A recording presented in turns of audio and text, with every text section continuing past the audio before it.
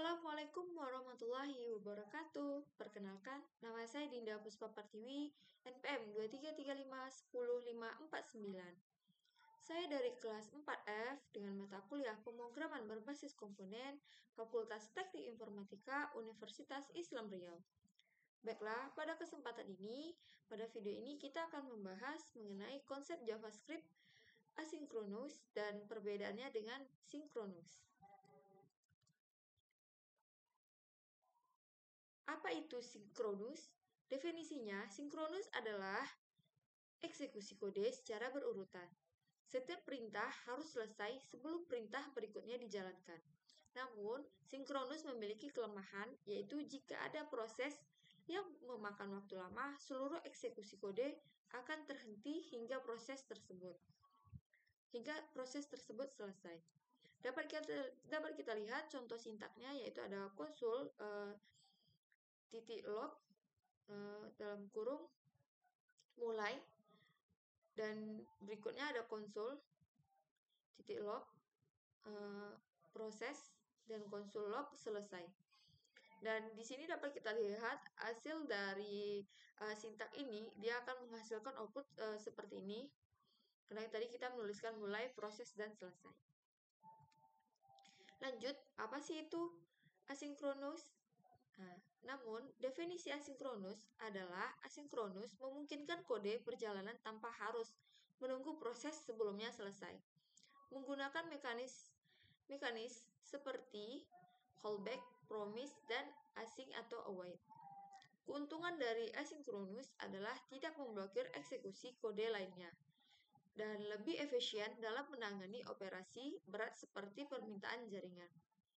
Contoh sintaknya sebagai berikut ini, konsul log mulai, set timeout, dan di sini juga kita ketik ulang, dan dia akan menghasilkan output seperti ini, mulai, selesai, proses setelah 2 detik. Adapun perbedaan asinkronus dan sinkronus, yaitu dalam aspek sinkronus eksekusi itu berurutan, dan asinkronus itu biasanya tidak harus berurutan. Dalam performa, sinkronus bisa lambat jika ada proses berat, sementara asinkronus lebih cepat dan efisien. Contoh asinkronus, set timeout, fetch, dan di dalam sinkronus, konsul log atau perhitungan biasa. Contoh penggunaan promise. Promise adalah objek yang mempresentasikan hasil operasi asinkronus yang akan datang. Dapat kita lihat di bawah ini ada contoh kodenya, let fetch data sama dengan new promise. Dan kita lihat di sini sudah jelas penjelasan dari kode ini, yaitu fetch data akan menunjukkan 3 data sebelum mengembalikan hasilnya, dan digunakan untuk menangani hasil ketika promise selesai. Contoh penggunaan async atau await. Async atau await adalah cara modern menangani asinkronus dengan sintak lebih mudah dipahami. Keuntungan dari asinkronus atau await tadi yaitu yang pertama, kode lebih bersih dan mudah dibaca. Yang kedua, mempermudah debugging dibandingkan dengan callback dan promise biasa. Adapun contohnya seperti di bawah ini ya. Lanjut, kesimpulan. Sinkronus berjalan secara berurutan, cocok untuk operasi sederhana, sementara asinkronus memungkinkan proses berjalan tanpa harus menunggu proses untuk operasi jaringan atau proses berat. Promise dan async wait membantu menangani asinkronus dengan cara yang lebih bersih dan mudah dibaca. Pemahaman konsep ini sangat penting dalam pengembangan aplikasi berbasis JavaScript. Dan lanjut saja, di sini kita akan coba menjalankan program. Kita akan membuat contoh program dari asinkronus dan sinkronus. Di sini saya menggunakan Visual Code untuk menjalankan program, dan di sini saya sudah membuat sebuah program asinkronus. Dan di sini kita akan mencoba menggunakan yang pertama yaitu callback dan promise, dan yang terakhir ada asing atau await. Dan di sini hingga sini ini adalah sintak menggunakan callback, di mana fetch data callback adalah sebuah fungsi yang menerima parameter callback atau fungsi yang akan dipanggil setelah data diperoleh. Dan di sini ada set timer out digunakan untuk mensimulasikan operasi asinkron, misalnya mengambil data dari survei setelah 2 detik. Objeknya itu misek data nih, di sini objeknya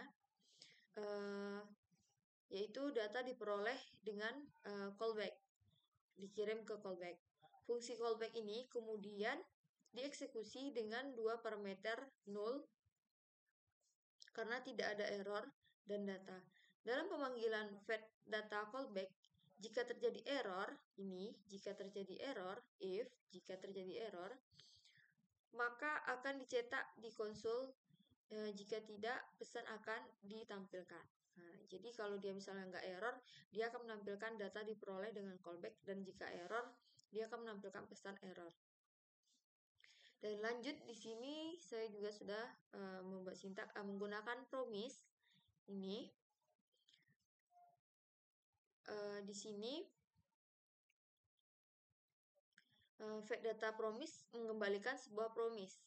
Di dalam promise ada 2 kemungkinan, yaitu jika sukses, true, fungsi refill dipanggil dengan data. Dan di sini data yang akan tampil itu data diperoleh dengan promise, dan jika gagal, maka dia akan gagal mengambil data. Fungsi reject dipanggil dengan pesan error.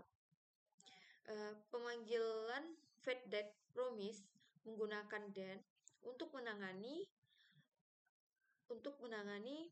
hasil sukses dan cat untuk menangani error. Lanjut itu yang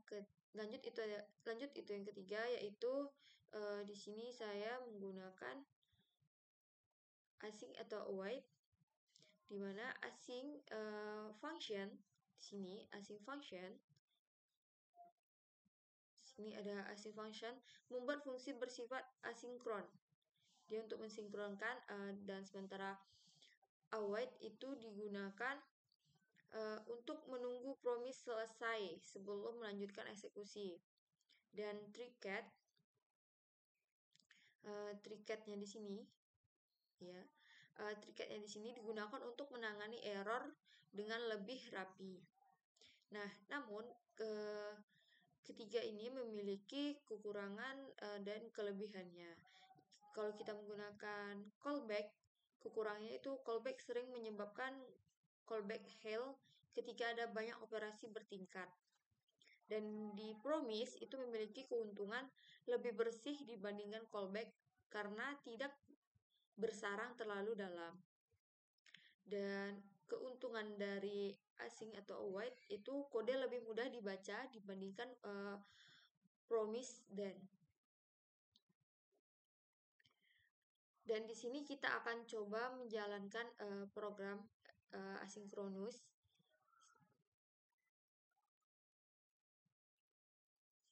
Dan ini adalah hasil dari program yang kita buat. Data diperoleh dengan callback, data diperoleh dengan promise, data diperoleh dengan async atau await. Jadi kesimpulannya itu async await adalah pilihan terbaik karena lebih bersih dan lebih mudah dibaca. Namun terkadang tetap perlu memahami callback dan promise karena masih banyak digunakan dalam berbagai proyek.